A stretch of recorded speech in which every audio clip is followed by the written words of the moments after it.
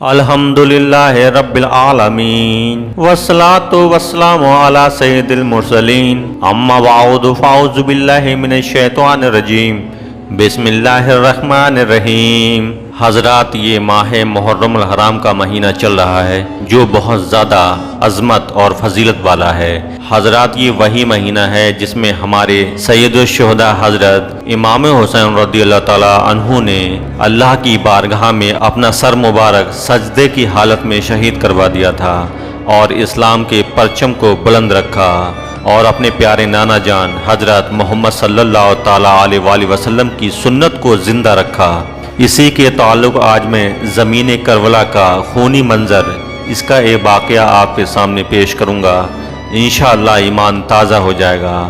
اس میں ہمیں پتہ چل جائے گا کہ حضرت امام حسین رضی اللہ تعالیٰ عنہ اور ان کے ساتھی کس طریقے سے کربلا کی زمین پر اللہ کی راہ میں شہید ہوئے۔ تو آئیے بڑھتے ہیں اس ویڈیو کی جانب۔ حضرت امام حسین رضی اللہ تعالیٰ عنہ کی ولادت 5 شعبان 4 ہجری کو مدینہ منورہ میں ہوئی۔ حضور پرنور صلی اللہ تعالیٰ علیہ وآلہ وسلم نے آپ کا نام حسین اور شبیر رکھا اور آپ کی کنیت ابو عبداللہ اور لقب سبط رسول اللہ اور ریحانۃ الرسول ہے، اور آپ کے برادر معظم کی طرح آپ کو بھی جنتی جوانوں کا سردار اور اپنا فرزند فرمایا۔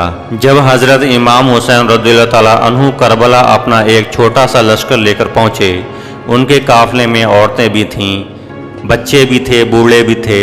اسلامی کیلنڈر کے مطابق 2 محرم الحرام کو آپ کربلا پہنچے تھے۔ 7 محرم کو ان کے لیے یزید نے پانی بند کر دیا تھا اور وہ ہر حال میں انہیں اپنی بیعت میں لینا چاہتا تھا۔ حسین کسی بھی طرح اس کی بات ماننے کو راضی نہیں تھے۔ 9 محرم الحرام کی رات امام حسین نے روشنی بجھا دی اور اپنے سبھی ساتھیوں سے کہا کہ میں کسی کے ساتھیوں کو اپنے ساتھیوں سے زیادہ وفادار اور بہتر نہیں سمجھتا۔ کل کے دن ہمارا دشمنوں سے مقابلہ ہے۔ ادھر لاکھوں کی تعداد والی فوج ہے، تیر ہیں، تلوار ہیں اور جنگ کے سبھی ہتھیار ہیں۔ ان میں ہمیں مقابلہ کر کے اللہ کے حکم سے فتح ہونا ہے۔ میں تم سب کو باخوشی اجازت دیتا ہوں کہ تم یہاں سے چلے جاؤ اور مجھے تم سے کوئی شکایت نہیں ہوگی۔ اندھیرا اس لیے کر دیا گیا ہے کبھی تمہارے جانے کی ہمت نہ ہو۔ یہ لوگ صرف میرے خون کے پیاسے ہیں۔ یزید کی فوج اسے کچھ نہیں کہے گی جو میرا ساتھ چھوڑ کے جانا چاہے گا۔ کچھ دیر بعد روشنی پھر سے جلا دی گئی، لیکن ایک بھی ساتھی امام حسین رضی اللہ تعالیٰ عنہ کا ساتھ چھوڑنے کے لیے نہیں گیا۔ آج لاؤڈ اسپیکر سے اذانیں ہوتی ہیں، مسلمان لاؤڈ اسپیکر کو بچانے کے لیے آوازیں بلند کرتے ہیں، لیکن نماز کے لیے مسجد نہیں پہنچتے۔ 10ویں محرم کی تاریخ تھی اور جمعے کا دن تھا۔ جمعے کی صبح حضرت امام حسین رضی اللہ تعالیٰ عنہ نے تمام اپنے رفقائے اہل بیت کے ساتھ فجر کے وقت اپنی عمر کی آخری نماز پڑھی۔ بہت ذوق و شوق کے ساتھ میں یہ نماز ادا فرمائی گئی۔ پیشانیوں نے سجدے میں خوب مزے لیے، جوانوں نے قرات با تسبیحات کے لطف اٹھائے۔ نماز سے فراغ کے بعد خیمے میں تشریف لائے۔ 10ویں محرم کا آفتاب قریب طلوع ہے۔ امام عالی مقام رضی اللہ تعالیٰ عنہ اور ان کے تمام رفقا و اہل بیت 3 دن کے بھوکے پیاسے ہیں۔ ایک قطرہ آب میسر نہیں ہے اور ایک لقمہ حلق سے نہیں اترا۔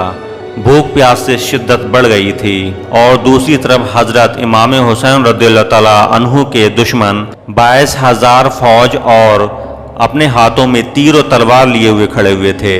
حضرت امام رضی اللہ تعالیٰ عنہ نے عرصے کارکاز میں تشریف فرما کر ایک خطبہ فرمایا، جس میں بیان فرمایا کہ خون ناحق حرام اور غضب الہی عز و جل کا موجب ہے، اور میں تمہیں آگاہ کرتا ہوں کہ تم اس گناہ میں مبتلا نہ ہو۔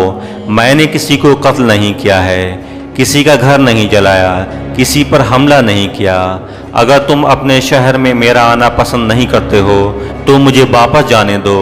تم سے کسی چیز کا طلبگار نہیں میں، تمہارے در پہ آزار نہیں۔ تم کیوں میری جان کے در پہ پڑے ہو، اور تم کس طرح میرے خون کے الزام سے بری ہو سکتے ہو؟ روز محشر تمہارے پاس میرے خون کا کیا جواب ہوگا؟ اپنا انجام سوچو اور اپنے عاقبت پر نظر ڈالو، پھر یہ بھی سمجھو کہ میں کون ہوں اور بارگاہ رسالت میں کس چشمے کرم کا منظور نظر ہوں۔ میرے والد کون ہیں اور میری والدہ کس کی لخت جگر ہیں؟ میں انہی وطول زہرا کا نور دیدہ ہوں جن کے پل صراط پر گزرتے وقت عرش سے ندا کی جائے گی کہ اے اہل محشر سر جھکاؤ اور آنکھیں بند کر لو کہ حضرت خاتون جنت رضی اللہ تعالیٰ عنہا پل صراط سے 70,000 حوروں کو رکاب سعادت میں لے کر گزرنے والی ہیں۔ میں وہی ہوں جس کی محبت کو سرور عالم صلی اللہ تعالیٰ علیہ وآلہ وسلم نے اپنی محبت فرمایا ہے۔ میرے فضائل تمہیں خوب معلوم ہیں، میرے حق میں جو احادیث وارد ہوئی ہیں اس سے تم بے خبر نہیں ہو؟ دوسری طرف سے جواب آیا کہ تمام فضائل ہمیں معلوم ہیں، مگر یہ وقت یہ مسئلہ زیر بحث نہیں ہے۔ آپ جنگ کے لیے کسی کو میدان میں بھیجیے اور گفتگو ختم فرمائیے۔ ظالموں کی طرف سے حملہ شروع ہو گیا اور حور نے حضرت امام حسین سے اجازت لے کر میدان میں چلے گئے۔ بہت سے دشمنوں کو جہنم واصل کر دیا۔ آخرکار حور کے ساتھ اس کے بھائی اور غلام نے بھی نوبت ب نوبت داد شجاعت دے کر اپنی جانیں اہل بیت رضی اللہ تعالیٰ عنہم پر قربان کر دیں۔ 50 سے زیادہ آدمی شہید ہو چکے اور اب صرف خاندان اہل بیت رضی اللہ تعالیٰ عنہم باقی ہیں اور دشمنان بد باطن کی نظریں انہی پر ہیں۔ اہل بیت کے نوجوانوں کا میدان میں آنا تھا کہ بہادروں کے دل سینوں میں لرزنے لگے اور ان کے حملوں سے شیر دل بہادر چیخ اٹھے۔ اسد اللہ تلواریں تھیں اور جاں شکار حملوں نے کربلا کی تشنہ لب زمین کو دشمنوں کے خون سے سیراب کر دیا تھا اور خشک و ریگستان سرخ نظر آنے لگا۔ نیزوں کی نوکوں پر شب شکن بہادروں کو اٹھانا اور خاک میں ملانا ہاشمی نوجوانوں کا یہ معمول کرتب تھا۔ ہر ساتھ نیا مبارز آتا تھا اور ہاتھ اٹھاتے ہی فنا ہو جاتا تھا۔ ان کی تیغیں بے نیام اجل کا پیام تھیں اور نوکے سنا قضا کا فرمان، اور ہر با ضرب کے جوہر دیکھ کر کوہ پیکر ترساں با ہرساں ہو گئے۔ کبھی میمنہ پر حملہ کیا تو صفیں درہم برہم کر ڈالیں۔ معلوم ہوتا تھا کہ سوار مقتلوں کے سمندر میں تیر رہا ہے۔ کبھی میسرہ کی طرف رخ کیا تو معلوم ہوا کہ مردوں کی جماعت کھڑی تھی جو اشارہ کرتے ہی لوٹ آئی۔ سائقہ کی طرح چمکنے والی تیغ خون میں ڈوب ڈوب کر نکلتی تھیں اور خون کے قطرال اس سے ٹپکتے رہتے تھے۔ اس طرح خاندان امام کے نوجوان اپنے اپنے جوہر دکھا کر امام علی مقام رضی اللہ تعالیٰ عنہ پر جان قربان کرتے چلے جا رہے تھے۔ نوبت و نوبت تمام شہزادے شہید ہوتے چلے جا رہے تھے۔ اب حضرت امام رضی اللہ تعالیٰ عنہ کے سامنے ان کے نور نظر حضرت علی اکبر رضی اللہ تعالیٰ عنہ حاضر ہیں، میدان کی اجازت چاہتے ہیں۔ شوق شہادت نے ایسا وارفتہ بنا دیا تھا کہ چاروں ناچار حضرت امام نے اس نوجوان جمیل کو خود گھوڑے پر سوار کیا، اسلحہ اپنے دستے مبارک سے لگائے، فولادی مغفر سر پر رکھا، کمر پر پٹکا باندھا، تلوار حمائل کی، نیزہ اس ناز پر بردے سیادت کے مبارک ہاتھ میں دیا۔ اس وقت اہل بیت کی بیبیوں بچوں پر کیا گزر رہی ہوگی جن کا تمام کنبہ و قبیلہ برادر و فرزند سب شہید ہو چکے تھے۔ ایک جگمگاتا ہوا چراغ بھی آخری سلام کر رہا تھا۔ حضرت علی رضی اللہ تعالیٰ عنہ خیمے سے رخصت ہو کر میدان کارزار کی طرف تشریف فرما ہوئے۔ ادھر لشکریوں نے عمرو بن سعد سے پوچھا، یہ سوار کون ہے جس کی تجلی نگاہوں سے خیرہ کر رہی ہے اور جس کی ہیبت و سہولت سے بہادروں کے دل ہراساں ہیں؟ کسی نے کہا، یہ حضرت امام حسین رضی اللہ تعالیٰ عنہ کے فرزند ہیں۔ حضرت علی اکبر رضی اللہ تعالیٰ عنہ نے نعرہ دیا اور فرمایا کہ اے ظالموں، اگر بنی فاطمہ کے خون کے پیاسے ہو تو تم میں سے جو بہادر ہو میرے سامنے آئے۔ حضرت علی اکبر رضی اللہ تعالیٰ عنہ نے اپنی تلوار سے کئی دشمنوں کو ختم کر دیا۔ وہ ہر ایک کو ختم کرتے چلے جا رہے تھے۔ عمر بن سعد نے طارق سے کہا، بڑی شرم کی بات ہے کہ اہل بیت کا ایک اکیلا نوجوان میدان میں ہے اور تم ہزاروں کی تعداد میں ہو۔ اس نے پہلی مرتبہ مبارز طلب کیا اور تمہاری جماعت میں کسی کو ہمت نہ ہوئی۔ پھر وہ آگے بڑھا تو صفے کی صفیں درہم برہم کر ڈالیں اور بہادروں کا کھیت کر دیا۔ بھوکا ہے، پیاسا ہے، دھوپ میں لڑتے لڑتے تھک گیا ہے، خستہ اور مادہ ہو چکا ہے، پھر مبارز طلب کرتا ہے اور تمہاری تازہ دم جماعت میں سے کسی کو یارائے مقابلہ نہیں۔ اس حملے میں شہزادے کے ہاتھ سے کتنے بد نصیب ہلاک ہوئے، کتنے پیچھے ہٹ گئے۔ آپ پر پیاس کی شدت بڑھ گئی تھی۔ اس مرتبہ لشکر اشرار نے یکبارگی چاروں طرف سے گھیر کر حملہ کرنا شروع کر دیا۔ آپ بھی حملہ فرماتے رہے اور دشمن ہلاک ہوتے جا رہے تھے اور دشمن ہلاک ہو کر خاک و خون میں لوٹتے رہے، لیکن چاروں طرف سے نیزوں کے زخموں نے تنے نازنین کو چکنا چور کر دیا تھا اور چمنے فاطمہ کا گلے رنگی اپنے خون میں نہا گیا۔ پہم تیغ و سنان کی ضربیں پڑ رہی تھیں اور فاطمی شہ سوار پر تیروں تلوار کا مہ برس رہا تھا۔ اس حالت میں آپ پشتے زین سے روئے زمین پر آئے اور سر و قامت نے خاک کربلا پر استراحت کی۔ حضرت امام رضی اللہ تعالیٰ عنہ نے گھوڑا بڑھا کر میدان میں پہنچے اور جاباز نینیحال کو خیمے میں لائے، اس کا سر گود میں لیا۔ حضرت علی اکبر رضی اللہ تعالیٰ عنہ نے آنکھ کھولی اور اپنا سر والد کی گود میں دیکھ کر فرمایا، اے بزرگوار، میں دیکھ رہا ہوں آسمان کے دروازے کھلے ہوئے ہیں، وحشتی حوریں شربت کے جام لیے انتظار کر رہی ہیں۔ یہ کہا اور جان آفری کے سپرد کر دی۔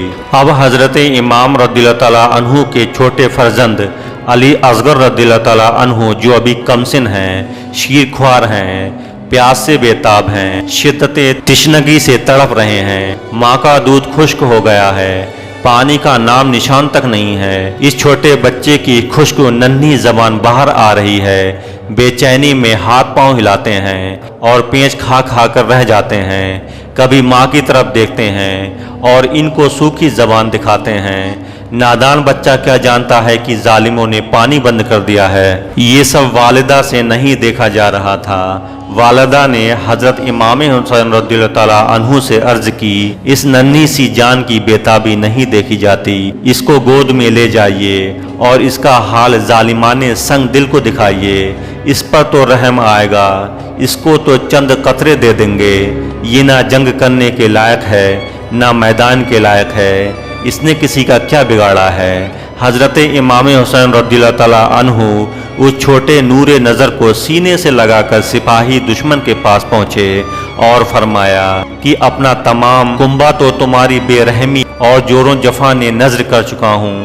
یہ شیرخوار بچہ پیاس سے دم توڑ رہا ہے، اس کی بےتابی نہیں دیکھی جا رہی ہے، آپ اس کی بےتابی تو دیکھو، اور کچھ شائبہ بھی رحم کا ہو تو اس کا حلق ترک کرنے سے ایک گھٹ پانی دے دو۔ جفا کارانے سنگ دل پر اس کا کچھ اثر نہیں ہوا اور ان کو ذرا بھی رحم نہیں آیا، بجائے پانی کے ایک بدبخت نے تیر مارا جو علی اصغر رضی اللہ تعالیٰ عنہ کا حلق چھیدتا ہوا حضرت امام حسین رضی اللہ تعالیٰ عنہ کے بازو میں لگ گیا۔ حضرت امام رضی اللہ تعالیٰ عنہ نے وہ تیر کھینچا، بچے نے تڑپ تڑپ کر جان دے دی۔ باپ کی گود سے ایک نور کا پتلا لپٹا ہوا ہے، خون میں نہا رہا ہے۔ اب وہ وقت آ گیا کہ جاں نثار ایک ایک کر کے رخصت ہو چکے اور حضرت امام حسین رضی اللہ تعالیٰ عنہ پر جان قربان کر گئے۔ اب تنہا حضرت امام رضی اللہ تعالیٰ عنہ ہیں اور ان کا ایک فرزند حضرت امام زین العابدین رضی اللہ تعالیٰ عنہ ہیں، وہ بھی بیمار اور ضعیف، باوجود اس ذوف با ناطاقتی کے خیمے سے باہر آئے اور حضرت امام حسین رضی اللہ تعالیٰ عنہ کو تنہا دیکھ کر مسافے کارزار جانے اور اپنی جان نثار کرنے کے لیے نیزہ دست مبارک میں لیا، لیکن بیماری، سفر کی کوفت، بھوک پیاس، متواتر فاقوں اور پانی کی تکلیفوں سے ذوف اس درجے ترقی کر گیا تھا کہ کھڑے ہونے سے بدن مبارک لرزتا تھا۔ باوجود اس کے ہمت مردانہ کا یہ حال تھا کہ میدان کا عزم کر دیا۔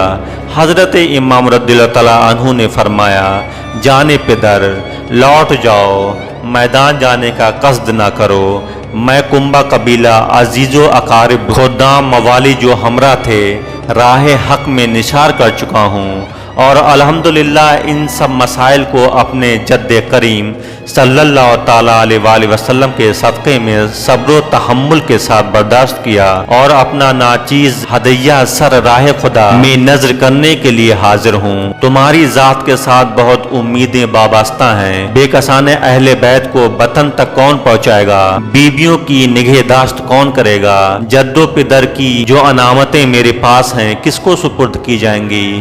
قرآن کریم کی محافظت اور حقائق عرفانیہ کی تبلیغ کا فرض کس کے سر پر رکھا جائے گا؟ میری نسل کس سے چلے گی؟ حسینی سیدوں کا سلسلہ کس سے جاری ہوگا؟ یہ سب توقعات تو تمہاری ذات سے وابستہ ہیں۔ دودھ مانے رسالت با نبوت کے آخری چراغ تم ہی ہو، تمہاری ہی تلحظ سے دنیا مستنیر ہوگی۔ مصطفیٰ صلی اللہ تعالیٰ علیہ وآلہ وسلم کے دلداد گانے حسن تمہارے ہی روئے تابہ سے حبیب حق کے انوار با تجلیات کی زیارت کریں گے۔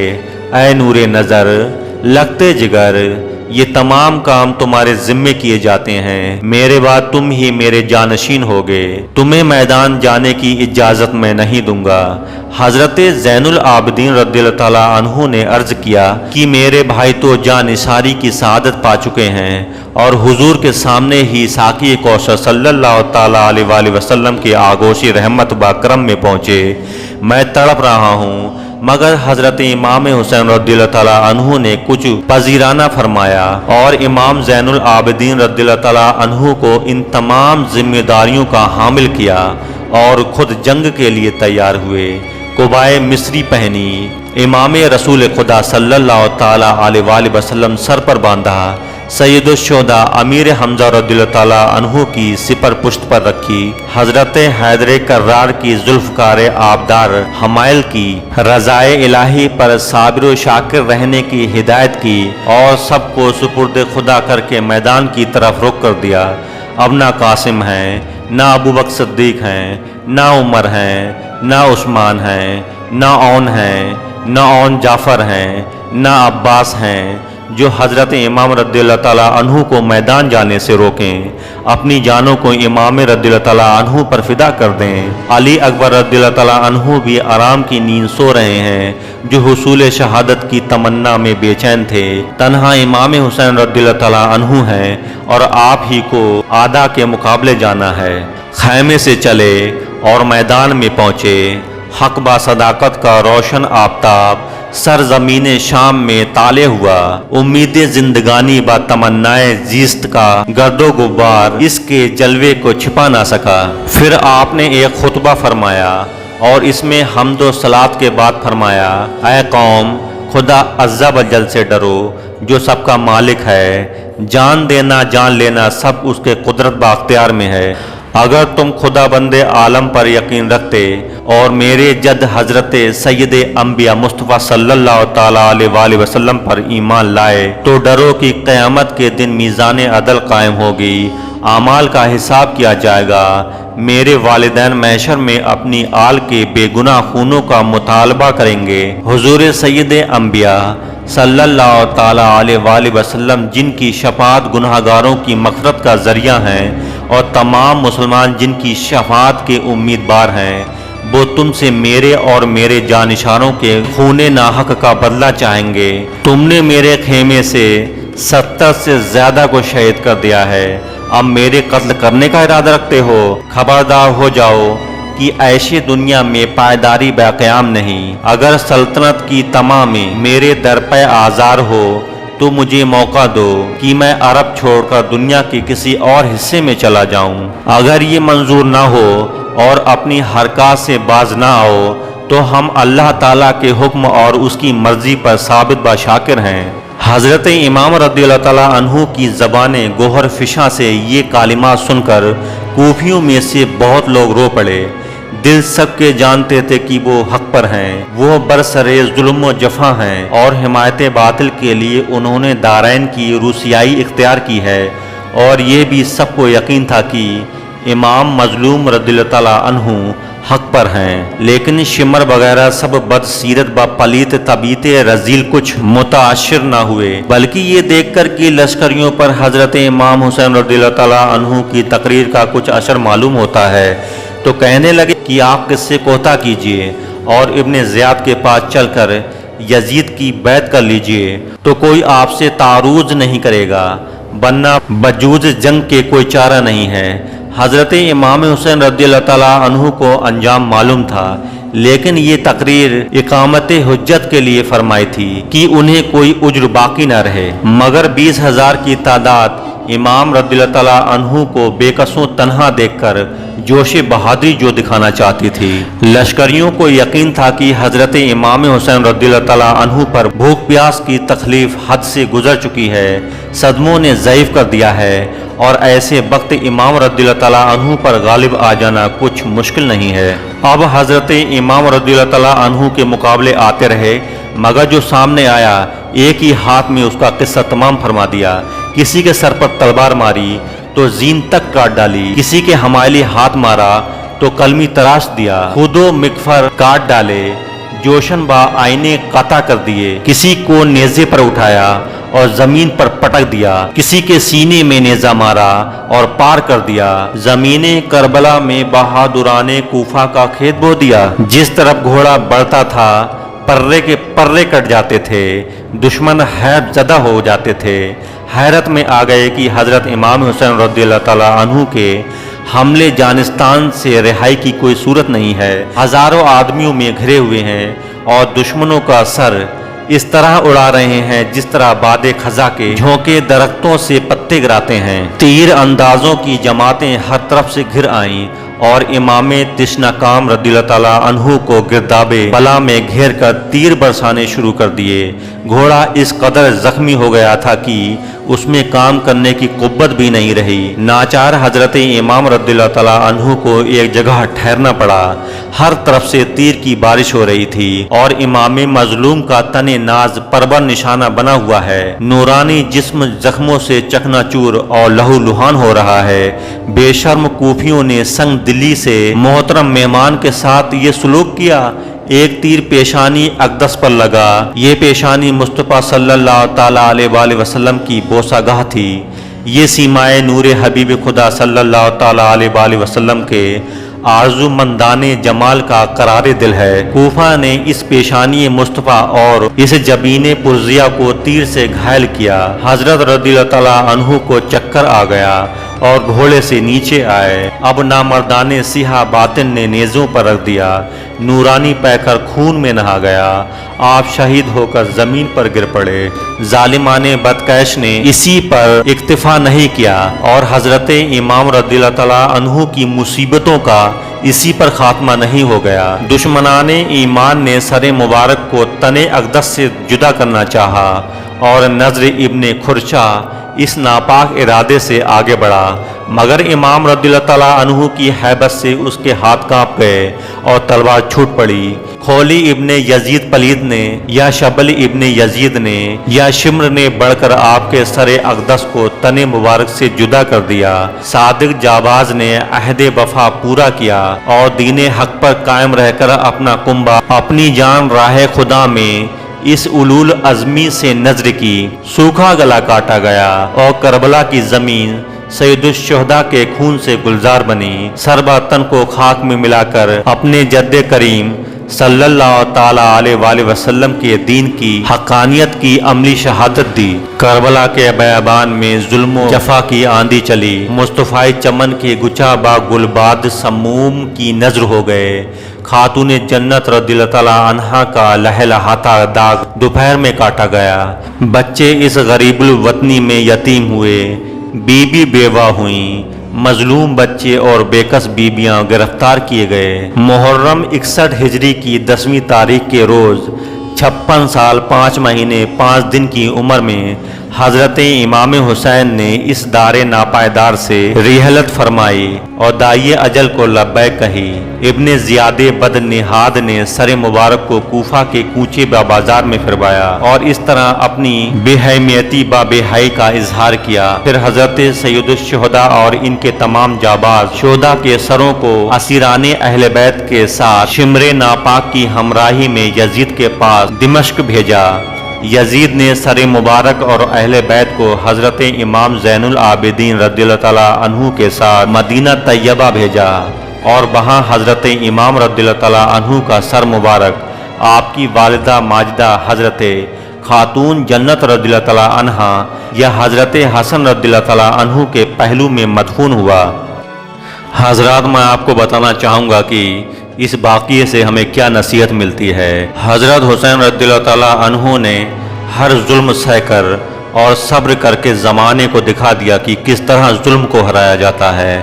حسین رضی اللہ تعالیٰ عنہ کی موت کے بعد علی کی بیٹی زینب نے ہی باقی بچے لوگوں کو سنبھالا تھا، کیونکہ مردوں میں جو حسین رضی اللہ تعالیٰ عنہ کے بیٹے زین العابدین زندہ بچے تھے وہ بے حد ضعیف اور بیمار تھے۔ یزید نے سبھی کو اپنا قیدی بنا کر جیل میں ڈلوا دیا تھا۔ یزید نے اپنی بیعت کو قائم رکھنے کے لیے حسین پر ظلم کیے۔ حسین چاہتے تو کیا نہیں ہو جاتا۔ حسین کو صرف اللہ کی بارگاہ میں صرف ہاتھ اٹھا کر دعا کرنے کی دیر تھی اور یزید اور اس کا پورا لشکر وہیں ڈھیر کا ڈھیر ہو جاتا، لیکن حسین کا شہید ہونا اللہ رب العزت کی طرف سے منظور تھا۔ قتل حسین اصل میں مرگ یزید ہے۔ قتل حسین اصل میں مرگ یزید ہے۔ اسلام زندہ ہوتا ہے ہر کربلا کے بعد۔ اسلام زندہ ہوتا ہے ہر کربلا کے بعد۔ واللہ جو مل جائے میرے گل کا پسینہ، مانگے نہ کبھی عطر نہ پھر چاہے دلہن پھول۔ کیا بات ہے رضا اس چمستانے کرم کی، کیا بات ہے رضا اس چمنستانے کرم کی۔ زہرا ہے کلی جس میں حسن اور حسین پھول، زہرا ہے کلی جس میں حسن اور حسین پھول۔